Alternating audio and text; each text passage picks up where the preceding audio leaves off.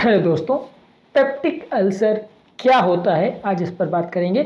Peptic ulcer यानी पेट के अंदर यदि कोई गड्ढा या कोई छाले अगर पड़ जाए तो वो क्या होता है, क्यों होता है, किसको होता है, क्या उसके लक्षण या सिम्टम्स होते हैं और क्या उसका ट्रीटमेंट होता है, आज इस पर बात करेंगे। पेप्टिक अल्सर एक काफ़ी कॉमन बीमारी है, काफ़ी ज़्यादा लोगों को इसके बारे में पता ज़रूर होता है लेकिन टेक्निकल डिटेल्स नहीं पता होती है। लोग इसको बहुत कॉमनली यूज़ करते हैं, पेट में होने वाली किसी भी जलन में लोग पेप्टिक अल्सर वर्ड यूज़ कर लेते हैं, पर ये एक बहुत स्पेसिफिक चीज़ है। तो आज इस एस्पेक्ट को हम डिस्कस करेंगे। टॉपिक पर जाने से पहले जो लोग हमारे चैनल पर नए हैं उन्हें रिक्वेस्ट करूँगा कि चैनल को सब्सक्राइब करें, वीडियोज़ को लाइक करें, शेयर करें, फॉलो करें, कमेंट करें, पूरा देखें। चलिए शुरू करते हैं इंपॉर्टेंट वीडियो।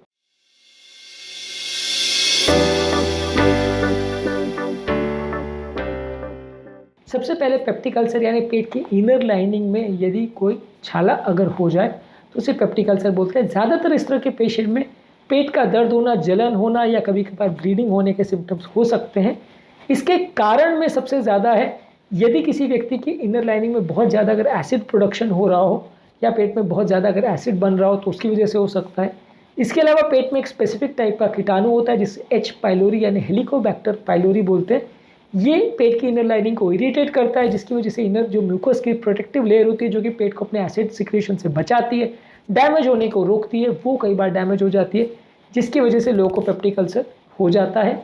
इसके अलावा कुछ पेन किलर, खासकर non steroidal anti inflammatory drugs जैसे एस्प्रिन, आइबुप्रोफेन, नेप्रोक्सिन, इनके प्रयोग से भी जो इनर लाइनिंग है वो डैमेज हो सकती है जिससे पेप्टिक अल्सर हो सकता है। इसके अलावा कुछ ऐसे ट्यूमर्स है जैसे जोलिंगर एलिसन सिंड्रोम, इसमें लोगों को कई बार पेप्टिक अल्सर हो सकता है क्योंकि इसमें कई बार एसिड सिक्रेशन बहुत ज़्यादा होता है। इसके अलावा कुछ पेशेंट्स को ज़्यादा स्मोकिंग करने की वजह से हो सकता है। बहुत ज़्यादा अगर वो स्मोकिंग करते हैं तो इनर लाइनिंग के डैमेज होने का थोड़ा चांस बढ़ जाता है जिससे कि म्यूकोजल इनर लाइनिंग कई बार डैमेज हो जाती है और अल्सर होने का चांस होता है। म्यूकोजा में ब्लड फ्लो कॉम्प्रोमाइज़ होता है। कई पेशेंट्स को बहुत ज़्यादा अल्कोहल पीने की वजह से भी हो सकता है। बहुत ज़्यादा अल्कोहल पीने से भी इनर लाइनिंग डैमेज होती है और खासकर अगर अल्कोहल स्मोकिंग के साथ और पेन किलर्स के साथ एसोसिएटेड हो तो डैमेज और ज़्यादा हो सकता है। इसके अलावा मानसिक तनाव अगर बहुत ज़्यादा हो तो ऐसे लोग को भी अल्सर हो सकता है। मानसिक तनाव की वजह से बहुत ज़्यादा स्ट्रेस हार्मोन्स निकलते हैं जिससे पेट में एसिड सिक्रेशन बढ़ जाता है, इनर लाइनिंग में म्यूकस प्रोडक्शन कम हो जाता है, डैमेज बढ़ जाता है, अल्सर का चांस बढ़ जाता है। जेनेटिक्स यानी किसी व्यक्ति का फैमिली हिस्ट्री हो या परिवार में किसी को पेप्टिक अल्सर का प्रॉब्लम हो तो वैसे लोग को भी पेप्टिक अल्सर हो सकता है। इसके लक्षण क्या है? ज़्यादातर लोग को पेट में दर्द होता है जो कि खाना खाने से कई बार बढ़ जाता है। पेट में अगर बहुत ज़्यादा तीखा या मसालेदार खाना खाओ तो पेट में बहुत ज़्यादा दर्द या डिस्कम्फर्ट होता है। पेट में कई बार उल्टी का जैसा सेंसेशन होता है या उल्टी एक्चुअल में होती है।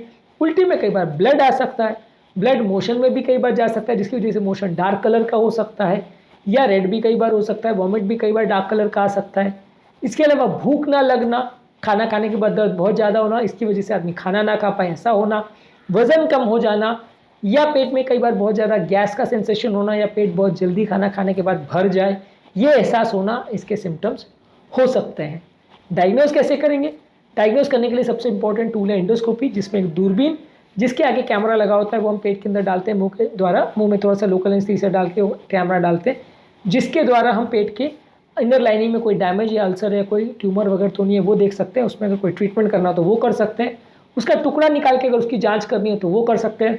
एच पाइलोरी बैक्टीरिया वहाँ पे है या नहीं उसका जांच कर सकते हैं और कई बार कुछ स्पेसिफिक चीज़ें अगर करनी हो तो वो भी कर सकते हैं।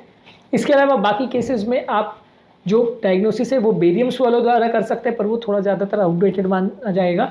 एंडोस्कोपी ही सबसे ज़्यादा इसमें यूज़ किया जाता है। बाकी पेशेंट के सिम्टम्स के बेसिस पर आप डायग्नोस कर सकते हैं कि उसको पेप्टिक अल्सर है या नहीं। बात करेंगे इसके ट्रीटमेंट पर। ट्रीटमेंट ज़्यादातर इस बात पर डिपेंड करता है कि ट्रीटमेंट आप पेशेंट को जो एसिड सिक्रेशन है उसको कम करने के लिए प्रोटॉन पंप इनहिबिटर्स जैसे सोमिप्रिजोल, रैबिप्रिजोल, पैंटोप्रिजोल, ओमिप्रिजोल, ये सारी दवा आप पेशेंट को देते हैं। ये दवाइयों से पेट का एसिड सिक्रेशन बंद हो जाता है या कम हो जाता है। इसके अलावा रैनिटिडिन, फैमोटिडिन, इस ग्रुप की मेडिसिन भी आती है जो कि एसिड सिक्रेशन को कम करती हैं। ये दवाइयाँ देने से एसिड कम होता है तो घाव को भरने का टाइम मिल जाता है। इसके अलावा कुछ अल्सर हीलिंग मेडिकेशन जैसे सुक्रालफेट आती है जिसमें आप वहाँ पे एक सुक्रालफेट का सिरप देते हैं कि जो कि अल्सर के ऊपर एक प्रोटेक्टिव कोटिंग बना लेता है जिसकी वजह से वहाँ पे डैमेज कम होता है। इसके अलावा आप पेशेंट को ज़्यादा तीखा या मसालेदार खाना खाने को नहीं बोलते, बहुत ज़्यादा ऑयली, स्पाइसी या बहुत ज़्यादा गर्म खाना खाने को अवॉइड करने बोलते हैं, स्मोकिंग अवॉइड करने को बोलते हैं, पानी ज़्यादा पीने को बोलते हैं, अल्कोहल अवॉइड करने को बोलते हैं, मानसिक तनाव को कम करने को बोलते हैं और ये थेरेपी पेशेंट को देते हैं। खासकर एच पाइलोरी अगर बैक्टीरिया है तो उसको मारने के लिए कीटाणुनाशक दवाइयाँ भी पेशेंट को देते हैं। तो ये सारी चीज़ों से अगर 8 से 12 हफ्ते तक ये थेरेपी दी जाए तो काफ़ी अल्सर भर जाते हैं। उसके बाद भी नहीं बढ़ते हैं तो आपको कई बार एक्सटेंडेड थेरेपी देनी पड़ती है या कुछ और अग्रेसिव ट्रीटमेंट करना पड़ता है। आज के टॉपिक में हमने बात किया पेप्टिक अल्सर क्या होता है। उम्मीद करूँगा कि आज के टॉपिक में कुछ नई बातें जानने को मिली होगी। जो लोग हमारे चैनल पर नए हैं उन्हें रिक्वेस्ट करूँगा कि चैनल को सब्सक्राइब करें, वीडियोज़ को लाइक करें, शेयर करें, फॉलो करें, कमेंट करें, पूरा देखें, क्योंकि इस तरह की क्लिनिकली रिलेवेंट और यूजफुल इन्फॉर्मेशन हम आपके लिए रेगुलरली लाते रहते हैं, आपका ज्ञान बढ़ाते रहते हैं।